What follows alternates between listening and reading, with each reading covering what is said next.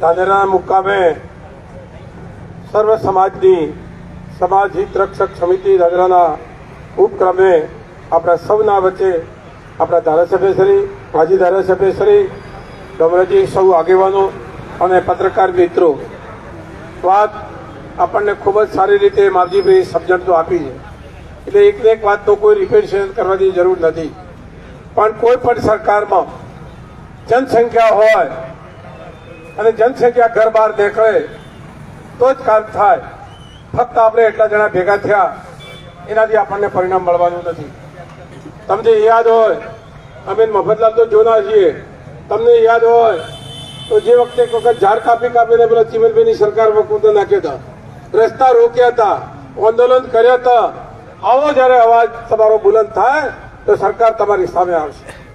પણ સરકારને સામે લાવવા માટે આપણે આટલા જ ભેગા થયેલું કામ નહીં આવે અને એક હાથે તાળી પડશે નહીં.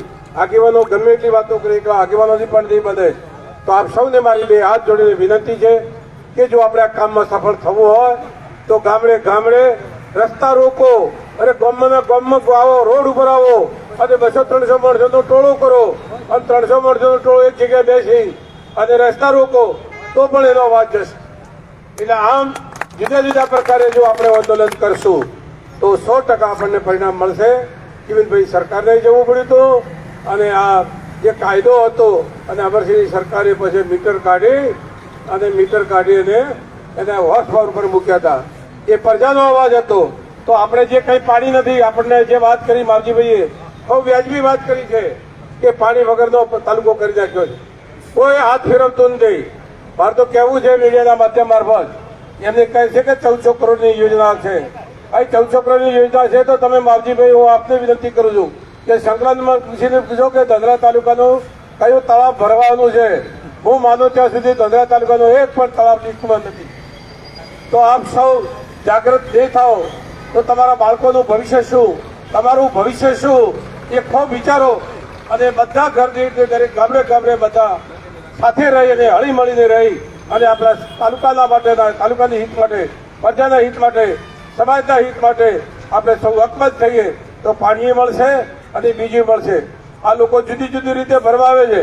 પણ દાદામાં કહ્યું કે તમારે થરાદમાં આવશે તો પાણી મળી જશે. એટલે બાજુ દાદામાં ભેગું થઈ કે મારે થરાદ જવું છે. એટલે થરાદમાં તો મૂકે ને રામ અમીલ છે, રામ. એટલે તમે બધા વિચારો. આ તો બધું બતાવવાનું અને ચાપવાનું જુદું છે. એટલે બધા વિચારજો. એવી મારી આપ સૌની વિનંતી છે. અને મોટી સંખ્યામાં જો આંદોલન કરવું જ હોય, જાગૃતિ લાવવી હોય, તમારે ન જવું હોય તો આટલી સંખ્યાથી કંઈ નહીં થાય. તમે બધા બે કાયમ જુદા જુદા પ્રોગ્રામો નક્કી કરજે. આપણી આગેવાનો જે નક્કી કાર્યક્રમ આપે એને સફળ બનાવવા બીજા બધાને જોડો એવી મારી સૌને વિનંતી છે. ફરીથી આપ સૌને વિનંતી છે કે જોડાશો તો જ પરિણામ મળશે. રામ રામ.